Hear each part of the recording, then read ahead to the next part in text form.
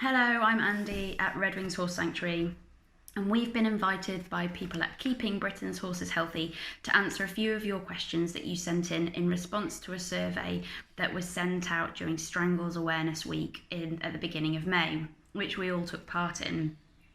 You asked some really good questions about how can we remove the stigma, why is it such a taboo subject for owners, why are people so afraid of when it's people's understanding that it's not the most serious of diseases, and why are people not more upfront if there's a case on their yard.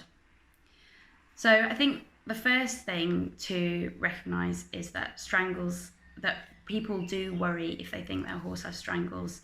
Our survey found that 65% of people would worry about telling another person on their yard if they thought their horse had been exposed to the disease.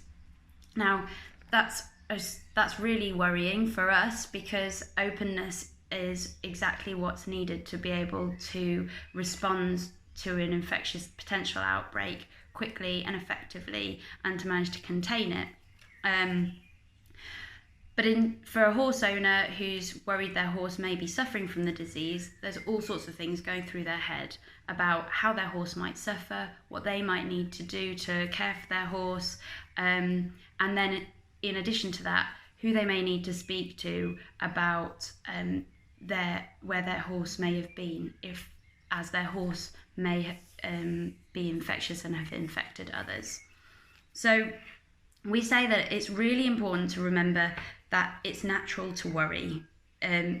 Some researchers in human evolution and in evolutionary science have suggested that our fear and our disgust responses to things like pus and the idea of sickness have real evolutionary significance. They are there to help us protect our young. So that feeling of revulsion and worry is a natural response. But thankfully, human beings have evolved more advanced parts of their brain so that they're able to reflect and think more mindfully. So what would our advice be about how to speak to your yard and people on your yard? The first thing is to think empathetically. How is this information going to fall on the ears of the people you're speaking to? And to remember as well that no one has all and complete knowledge about strangles or the particular situation you're in. So it's really important to take a curious and outlook. What can we find out? What can we do to work together and reduce the risk of infection? The other thing is, a major driver behind the taboo is judgment and fear of criticism. So that point about making sure that people feel comfortable asking for advice is really crucial. So having a culture on your yard where people can ask questions, find out the answers to those questions without judgment and criticism is really, really important.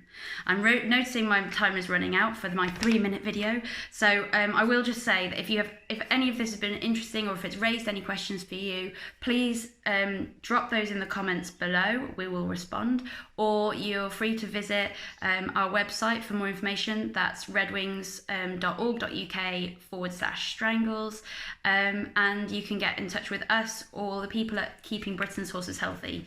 And thank you very much for everyone who took part in the campaign. We look forward to seeing you next year.